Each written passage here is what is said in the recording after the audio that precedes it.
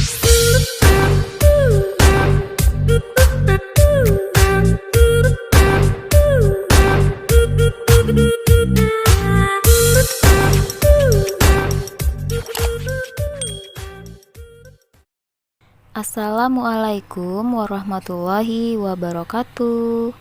Bagaimana kabarnya Ananda kelas 6 semuanya? Semoga dalam keadaan sehat ya. Kali ini kita membahas tentang ekologi biologis alam Riau, yaitu flora dan fauna. Flora adalah alam tumbuhan atau khazanah berbagai jenis tumbuh-tumbuhan. Sedangkan fauna adalah alam hewan atau khazanah berbagai jenis hewan. Dalam budaya Melayu, flora dan fauna berhabitat pada kawasan yang disebut dengan hutan tanah. Kawasan hutan tanah yaitu wilayah adat yang dimiliki secara bersama-sama oleh warga komunal. Pengabadian keberadaan flora dan fauna dalam berbagai khazanah budaya Melayu dapat dilihat dari 4 bentuk, yaitu lirih dan larik pada pantun, mantra, nyanyian pengantar tidur, dan syair. Lalu, narasi dalam cerita rakyat, pantang larang, ungkapan, pepatah petitih, dan hukum-hukum adat. Lalu hiasan pada rumah, keris, perahu, teknologi tradisional, peralatan musik, dan kapal. Motif pada tenun, anyaman, dan ukiran. Nah, mari kita bahas flora dan fauna yang ada di Riau. Flora dan fauna terdiri atas beragam jenis. Setiap jenis memiliki karakteristik dan ciri khas masing-masing. Berikut sebagian jenis-jenis flora yang sering dimanfaatkan oleh masyarakat Melayu. Yang pertama ada sirih. Sirih memiliki peran khusus dan makna tersendiri dalam berbagai tradisi di alam Melayu. Flora ini digunakan dalam tradisi makan sirih, perobatan tradisional, dan peralatan penting dalam ritual dan upacara. Sirih bersama pinang juga digunakan sebagai alas kata dalam bertutur kata, misalnya sekapur sirih, seulas pinang, sirih pinang, dan sirih cerano. Yang kedua ada pinang. Dalam budaya Melayu, pinang melambangkan kejujuran, budi pekerti, zuriat yang baik, dan berderajat tinggi. Pinang mengandung makna dan simbol-simbol khusus yang sering dipadankan dalam ungkapan-ungkapan. Yang ketiga ada meranti. Pokok meranti banyak digunakan sebagai bahan pembuatan jalur, perahu, kerangka dan dinding kapal, kerangka atap rumah, ataupun dijadikan sebagai papan. Pokok meranti bisa tumbuh tinggi dan besar, bertekstur halus dan kuat, berat, dan memiliki kulit batang yang pecah-pecah. Nah, kita masuk ke fauna yang ada di Riau.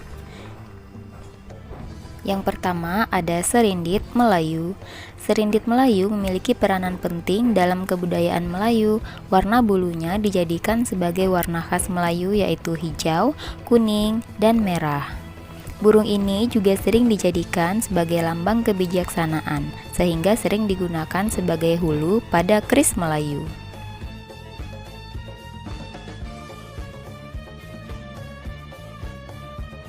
Yang kedua ada kancil.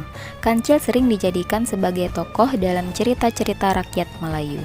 Hewan ini digambarkan sebagai tokoh yang cerdik, pintar, dan lincah.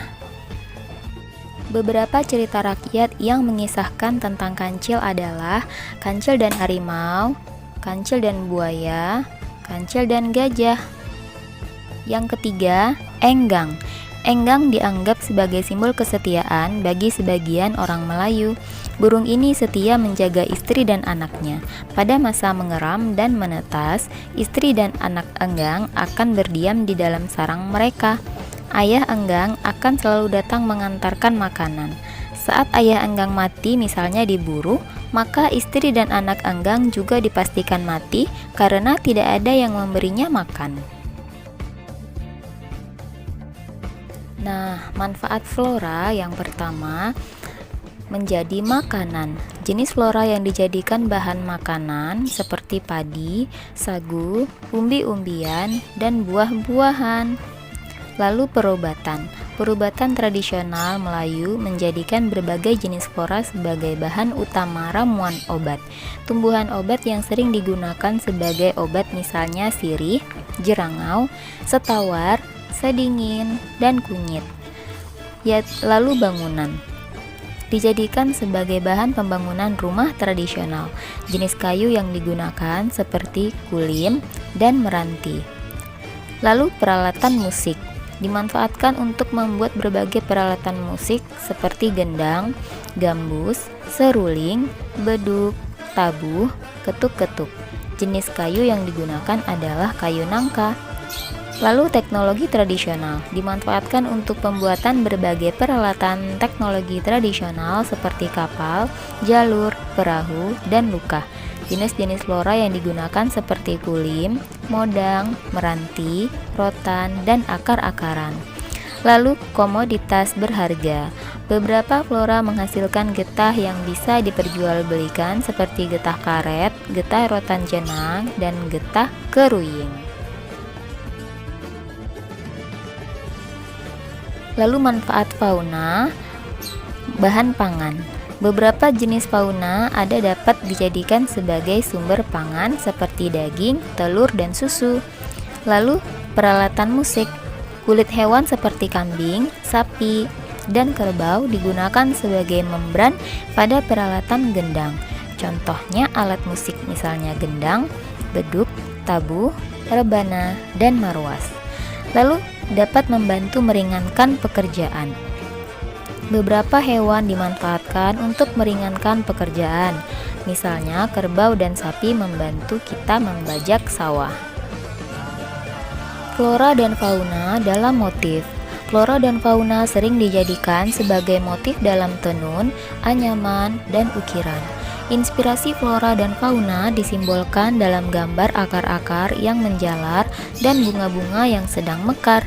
Motif-motif fauna digambarkan secara simbolik sehingga tidak tampak dalam bentuk nyata.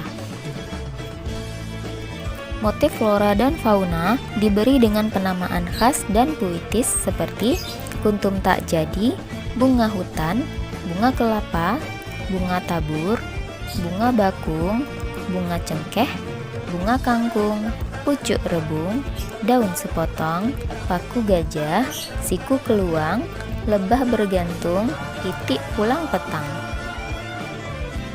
Motif flora pada ukiran menggunakan nama-nama unik seperti bunga-bungaan, awan larat, akar paku, pucuk rebung, kuntum tak jadi, selembayung, umban, gombak, tekuk, bersusun, dan tanggam. Penamaan motif fauna misalnya itik sekawan, siku keluang, naga-nagaan, sayap layang-layang, lebah bergantung, dan burung-burungan. Nah, jenis motif ukiran flora dan fauna yang terdapat di bangunan rumah antara lain bunga kelapa, bunga panah betina, anggur, awan berarak. Nah, itulah tadi pembahasan kita. Sampai jumpa di materi berikutnya. Assalamualaikum warahmatullahi wabarakatuh.